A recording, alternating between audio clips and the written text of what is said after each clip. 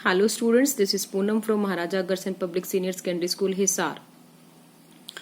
Today we are going to start with our third lesson of Honeydew book. The name of the lesson is Glimpses of the Past. It is written by S.D. Sawant. Glimpses क्या होता है? झलकियां, past भूतकाल की. इसमें लेखक ने हमें कुछ भूतकाल की झलकियों के बारे में बताया है. हमारे यहाँ पर हमारे देश में जब 1757 से लेकर के 1857 के बीच के इतिहास की कुछ इसमें झलकियां लेखक ने हमें बताई हैं, जिसके माध्यम से आप जान सकोगे कि ऐसी कौन सी परिस्थितियां थी या आपको ऐसी परिस्थितियों को समझने में मदद मिलेगी कि जो 1857 के प्रथम स्वतंत्रता संग्राम का कारण बनी. Our great Indian heroes are known for their bravery and significant contributions during the War of Independence, also known as the Revolt of 1857. इसमें भारत के कुछ ऐसे बहादुरों के बारे में, ऐसे उनके कंट्रीब्यूशन के बारे में सुनोगे जिन्होंने भारत को आजाद कराने में और 1857 की जो क्रांति हुई, जिसे कि क्रांति के नाम से जाना जाता है, कैसे अपना योगदान दिया. By 1765, the British East India Company controlled most of India. 1765 तक भारत के काफी हिस्से तक ईस्ट इंडिया कंपनी ने अपना अधिकार कर लिया. The infighting among Indian princes helped the East India Company expand their territories under its control. क्या है? इसमें भारत के कुछ राजाओं ने भी उनका साथ दिया ईस्ट इंडिया कंपनी को अपना अधिकार भारत में करने के लिए. हाउएवर टीपू सुल्तान ऑफ मैसूर, यहाँ तक कि भारत के जो टीपू सुल्तान थे उन्होंने ब्रिटिश के साथ बहुत ही बहादुरी से लड़े. अपनी मृत्यु के अंत तक युद्ध में वो लड़ते रहे. ब्रिटिश को भगाने की उन्होंने बहुत कोशिश की, लेकिन कुछ मिले जुले ही लोग थे जिससे ब्रिटिश अपना पांव भारत में पसारते रहे. Some Indians looked up to the British merchants of their saviour. However, the other who were unhappy about the Indian princes being dethroned by the white man means while religious leaders promoted ideas that lead the superstitions among people. इसमें क्या है? कुछ लोगों ने तो अंग्रेजों का विरोध किया, लेकिन कुछ लोग जो उनके साथ से उनको उससे सहायता मिल रही थी, इसमें क्या है?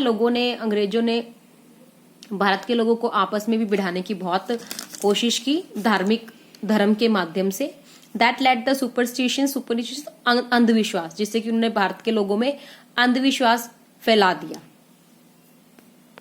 अंधविश्वास था कि जैसे अनटचेबिलिटी, किसी को साथ किसी से बात नहीं करनी, अगर कोई नीची और ऊंची जाति में भेदभाव, ये फैला दिया. The British sought to earn profit by leaving heavy taxes on farmers when they could not pay their crops were taken away. अब क्या है? ब्रिटिश लोगों ने क्या किया? जो फार्मर्स के द्वारा फसल उगाई जा रही थी उस पे हैवी टैक्सेस टैक्सेस लेने शुरू कर दिए. अगर कोई टैक्स पे नहीं करेगा जमींदार से, तो क्या है? वो उसकी फसल या उसकी जो खेत है वो खुद के नाम करवाने लग गए. The British decided to waive off the important duty on goods manufactured in England. As a result cheap British made goods flooded in Indian market and Indian artisans lost their livelihood. अब अंग्रेज क्या करने लगे? अपने यहाँ से सामान वहां पे ले जाकर के कच्चा माल, पका हुआ माल भारत में लाने लगे. वो अधिक दामों पर बेचने लगे. इससे भारतीय जो काश्तकार थे, घर काम बनाने वाले लोग थे, उनका जो कमाना है वो बिल्कुल ठप हो गया और ब्रिटिश लोग क्या है? अधिक से अधिक लाभ कमाने लगे. राजा राम मोहन राय, ए लर्न्ड स्कॉलर, एक राजा राम मोहन राय बहुत ही पढ़े लिखे भारतीय थे. फ्रॉम बंगाल से थे ये. Realise that Indian society needed to be reformed, कि भारतीय समाज को सुधारने की बहुत ही अधिक आवश्यकता है. So he went to England to understand what made them powerful. तो इसलिए अब क्या है? ये देखने के लिए वो इंग्लैंड गए कि ऐसी कौन सी चीज है जो ब्रिटिश लोगों को और अधिक अमीर और भारतीयों को गरीब बना रही है. Meanwhile, the British continued to ill-treated Indians. यहाँ पर भी क्या था? उन्होंने देखा इस दौरान भी जो भारतीयों के ऊपर जो ब्रिटिश है वो शासन कर रहे थे, उनसे बुरा व्यवहार कर रहे थे. In 1818, the British passed Regulation 3.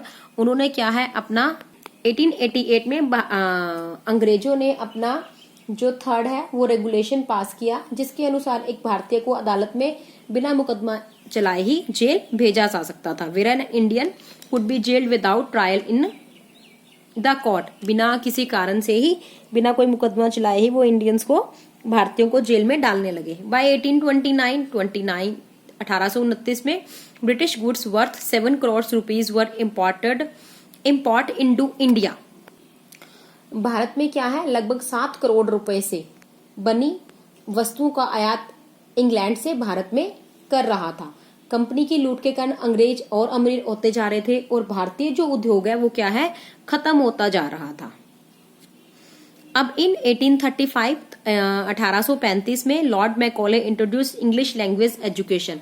Lord Macaulay ने भारत में सबसे पहले इंग्लिश लैंग्वेज, अंग्रेजी जो भाषा है उसका प्रचार किया, जिससे कि भारतीय अंग्रेजी सीख सके और अपनी प्रॉब्लम्स को या अपने आप को बचाने के लिए काम कर सके। In Indian English education produced a new generation of learned Indians who became vocal in expressions the problem of Indians before the British Parliament।